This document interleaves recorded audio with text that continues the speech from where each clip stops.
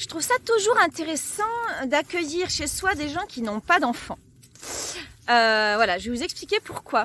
En fait, les gens qui n'ont pas d'enfants, qui n'ont pas encore d'enfants, ont souvent une espèce d'appréhension de la parentalité qui est très idéalisée, où il y a beaucoup d'idées éducatives, beaucoup de principes. Moi, je ne ferais pas ça. Si j'étais toi, je ne ferais pas ça. Tes enfants font trop de ça et pas assez de ça. Quand même, ils sont assez grands, ils pourraient aider plus. Enfin, beaucoup d'idées assez préconçues. Et ben voilà, j'avais envie de... Ce que je vous ai mis en titre de la vidéo, c'est vraiment cette phrase qui résume tout, hein, qui est assez connue par les parents en général. C'est « Avant, j'avais des principes, maintenant j'ai des enfants ». Donc, je sais pas vous ce que ça vous fait comme phrase. Moi, ça me parle beaucoup. Et en fait, j'en veux pas aux gens qui n'ont pas d'enfants et qui font des réflexions comme ça aux parents qui ont des enfants. Parce que je pense que j'ai fait la même chose à l'époque. J'ai dû, moi aussi, faire des réflexions à des gens ou alors penser très fort à des choses, avoir des jugements assez gros par rapport à des choix éducatifs. Où je me disais, mais ils font n'importe quoi avec leurs enfants quand même. Ils pourraient être un peu plus autoritaires, ils pourraient être un peu plus laxistes, ils pourraient être un peu plus, un peu moins. Et en fait, je pense que c'est normal. Je pense que c'est normal d'avoir des jugements par rapport à l'éducation des autres, et surtout si on n'a pas eu beaucoup d'enfants, enfin si on n'a pas eu d'enfants du tout. Pour moi, l'éducation, c'est vraiment quelque chose qui se co-construit, et en fait, il se co-construit aussi en fonction de l'expérience qu'on a avec ses enfants, en fonction, je parlais du nombre d'enfants aussi, puisque avec un enfant, on va pas avoir les mêmes demandes qu'avec plusieurs enfants, on va pas, je pense, les éduquer de la même façon non plus. De toute façon, en général, on se rend bien compte qu'on éduque ses enfants différemment selon qu'ils soient premier, deuxième, troisième, quatrième ou dixième si on en a beaucoup. Et il y a vraiment quelque chose qu'on ne peut pas avoir compris, rarement en tout cas, tant qu'on n'est pas parent, tant qu'on n'a pas expérimenté ça. Et donc là, c'est un jeune homme qui a 30 ans, qui n'a pas d'enfant, qui habite chez moi pour l'instant, que j'accueille.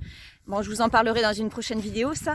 Et qui me disait, tes enfants font trop de ça. Enfin, il disait que voilà, ils faisaient trop d'écran et qu'ils n'aidaient pas assez à la maison.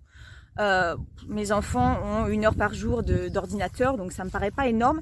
Mais pour lui, en tant qu'adolescent, c'était normal que mes enfants aident plus à la maison, fassent plus de choses. Déjà, ils ont pas mal de tâches ménagères, ils partagent énormément les tâches à la maison. Pareil, ça sera l'objet d'une prochaine vidéo. Hein. Désolée, je vous fais un petit peu de spoiling. Et voilà. Et en fait, je trouve ça tout à fait normal qu'ils réagissent comme ça. Ça permet aussi de vérifier quelles sont les références des personnes qui réagissent comme ça. Moi, je le prends pas mal en général. Ça m'agace parce que, voilà, c'est jamais agréable d'avoir des remarques comme ça. Mais c'est normal. Je trouve que c'est très sain. Et ça nous était arrivé il y a quelques années, il y a une dizaine d'années, avec des amis chez qui on avait habité quelques mois. Et donc, leur maison n'était pas du tout adaptée aux enfants. Et nos petits-enfants, donc on avait un bébé qui commençait à marcher à 4 pattes et une petite fille de 3 ans. Et en fait, ces amis-là n'ont pas arrêté de nous faire des remarques sur notre façon d'élever nos enfants, qu'on n'était pas assez, on était trop, je vais pas développer plus que ça. Voilà, donc on les a laissés parler, on leur a dit ok, pas de souci, on entend, etc. Et le jour où ces amis-là sont devenus parents, ça a été drôle parce qu'ils sont venus nous présenter leurs excuses. Ils sont venus nous dire, mais écoutez, on savait pas ce que c'était d'être parent. On savait pas qu'en fait, il fallait autant composer, il fallait autant être souple, adaptable et remettre en question aussi toutes les grandes théories qu'on avait, qui ne sont finalement que des théories puisque l'enfant n'est pas là et que on imagine que ça va se passer comme ça, mais en fait, pas toujours. Et donc ces amis-là sont venus s'excuser. C'était un beau moment. C'était un beau moment parce qu'en fait, ça nous a vraiment permis de nous rendre compte.